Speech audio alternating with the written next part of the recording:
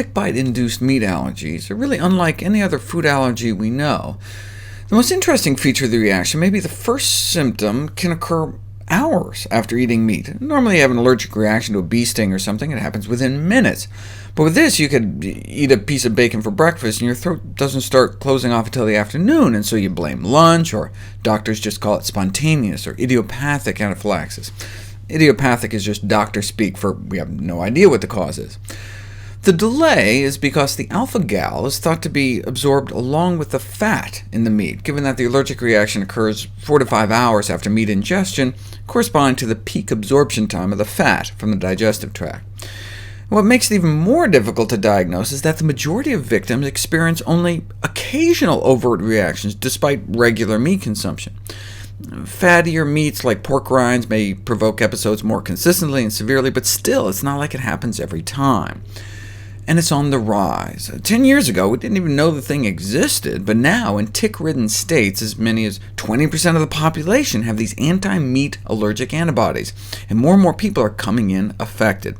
Though probably no more than 10% who test positive go on to experience hives or serious allergic reactions to meat. We're also seeing it more and more in kids. Researchers in Virginia finding it not uncommonly, though identification of these cases may not be straightforward. Unlike in adults, who frequently present with systemic reactions, the majority of children with this syndrome present with just skin manifestations, such as hives. It doesn't mean it's not serious. In fact, nearly half the kids end up in the ER, and about 1 in 12 need to be hospitalized.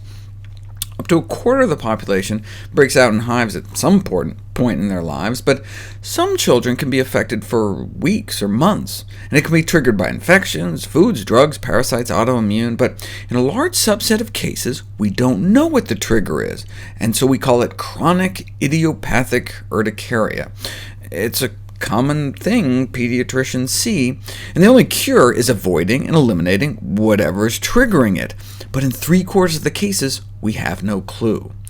But now we know that many children who've been diagnosed with mysterious hives or allergic reactions, and may have been specifically told that the reactions were not a result of food allergy, may have actually been suffering from anti-gal meat allergies.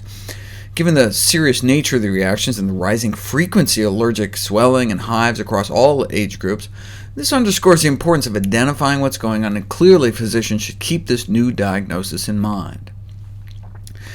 Allergies to meat might be more common than previously thought. 2% would mean millions of people, but just to put it in context, Americans are much more likely to suffer an anaphylactic reaction due to seafood. Tick bite or not, no matter where they live. A national survey of emergency rooms found shellfish was by far the most frequently implicated food, and unlike many other allergies, kids don't tend to outgrow fish and shellfish allergies. And many fish allergies are actually allergies not to the fish, but to worms within the fish, like Anisakis. Exposure to these parasites, living or dead, in fish is a widespread problem. In fact, you can even have an allergic reaction to the parasitic fish worm eating chickens that were fed on fish meal. This is one of the ways someone who's allergic to fish could get triggered by just eating chicken. Reminds me of pork-cat syndrome, where your mouth can get all itchy eating bacon in people with cat allergies, because of an allergic cross-reaction between cat skin and pig blood proteins. Anisakis worms are found particularly in cod, anchovies, and squid, and can also cause chronic hives and intractable chronic itching. Because of these worms, researchers recommend people stop eating all seafood sushi altogether, because besides inducing allergenic reactions, the worms may cause a leaky gut syndrome, which often is unrecognized and can predispose to other more important pathologies than just being itchy all over.